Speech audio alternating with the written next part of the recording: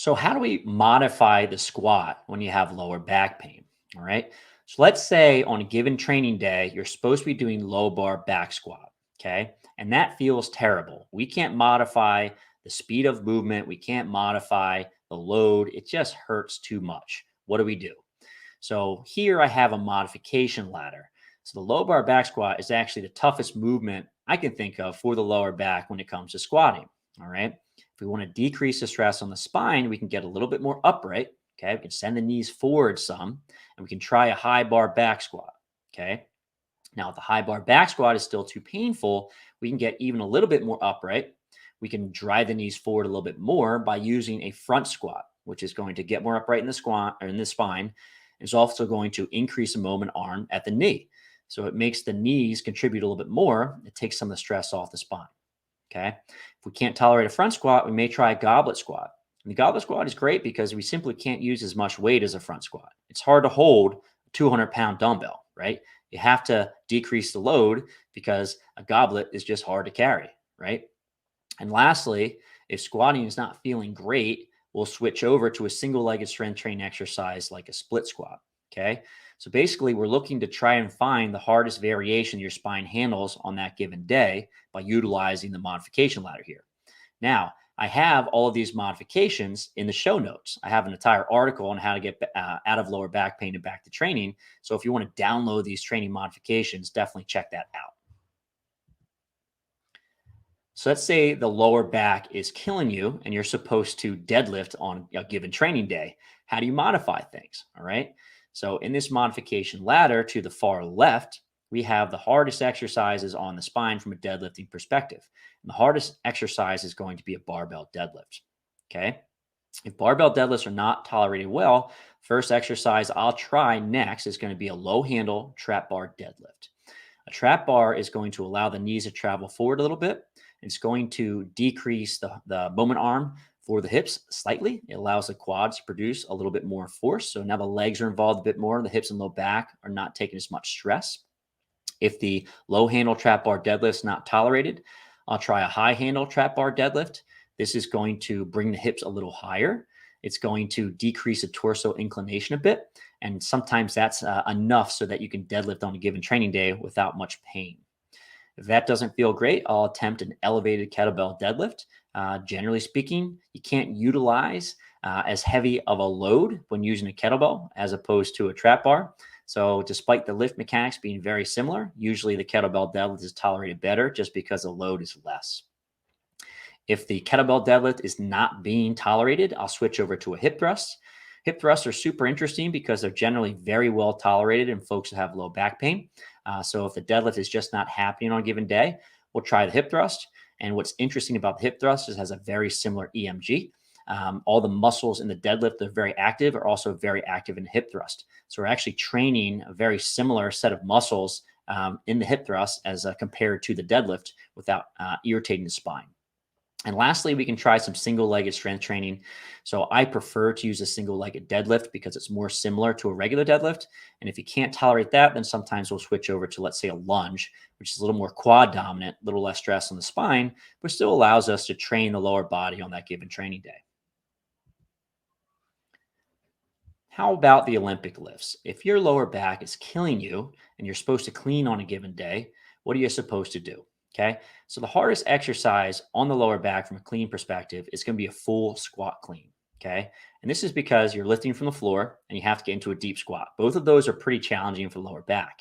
So the first modification I'll try in folks who have low back pain when they clean is switching over to a power clean. Okay. So we simply eliminated the squat portion. Some folks just don't feel great in the bottom of a squat. So removing the squat portion and just doing a power clean is sometimes well tolerated. Let's say that doesn't work out well and that pulling from the floor is still pretty painful. You can try a hang clean, right? So don't allow the barbell to go past the knee, right? And you can avoid the squat too if you need to. So a hang power clean variation eliminates the pull from the floor and also eliminates the squat, and oftentimes it's tolerated well, okay? Now, if someone doesn't tolerate a hang power clean, what can you try? The last modification I would try is just a high hang power clean. The reason why the high hang is pretty nice is you just can't use as much weight, right? Because we can't create as much momentum in a high hang position. The other piece, in a high hang position, torso is very upright and we're just dipping at the knees, kind of like a jerk, right? Given the torso is so upright and the weight is so low, oftentimes this is something that's tolerated really well. Okay. So hardest exercise, full clean. Easiest exercise, high hang power clean. Choose whatever you need to so you can actually train on that given day. Same thing goes for the snatch. So in the snatch, a full snatch is going to be the most challenging for your lower back, followed by a power snatch, followed by a hang power snatch, and lastly, high hang power snatch. So I'm always talking to my patients about how we can continue training with lower back pain, and I'll just utilize the variation that people can tolerate. And over the course of time, we just make the movements more challenging to get back to snatching.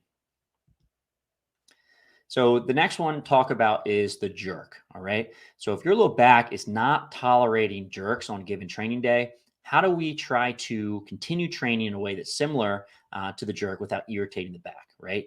I do feel that the split jerk is usually the most challenging for folks with extension based low back pain. And this is often because of the trail leg, so the leg that's behind you when you finish a split jerk. The leg that's behind you, if your knee is not bent, it's going to extend the spine more. If you have extension based low back pain, this can really hurt. So the first thing I'll do is I'll just tell my patients to make sure that back knee is bent and try to maintain neutral position when you catch the barbell. Okay. If that fixes the problem, then great. We don't have to modify things. However, if you're still having pain, we can try a push jerk. Just because you don't have the trail leg behind you, there's less extension on the spine. And if that is just not working, the back is still killing, then we'll try some other sort of overhead press modification. So we can try a barbell press. If that doesn't feel great, we can try a dumbbell press. There's a little less lumbar extension in a dumbbell press just because the barbell doesn't have to go in front of the face, right? Folks are a little more apt to lean back in a barbell press because if they don't, the barbell is going to take out their chin, right? In a dumbbell press, we don't have that problem. If that's feeling bad, we can try a half kneeling dumbbell press. Half kneel is usually helpful because we have one leg up, which is going to posteriorly tilt the pelvis and put the spine in more neutral position. Lastly, if that's still killing, we can try a seated dumbbell press. When you sit down, you have more flexion at the hips, more posterior tilt, more lumbar spine flexion. So usually it feels a little bit better.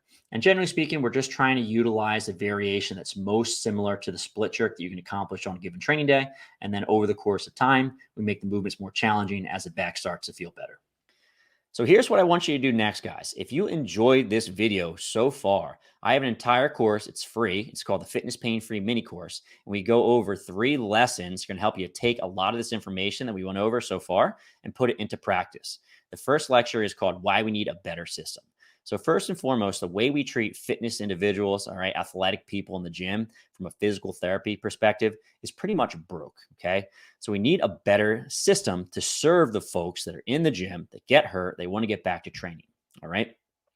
Lecture number 2 is called 7 Reasons Why People Get Hurt in the Gym. And essentially, we have to know the reasons why people get hurt in the gym so we can keep them safe in the future, right? And when they get hurt, we have to know why and how to get them back to training in the gym. Okay. So a thorough understanding of this is very, very important.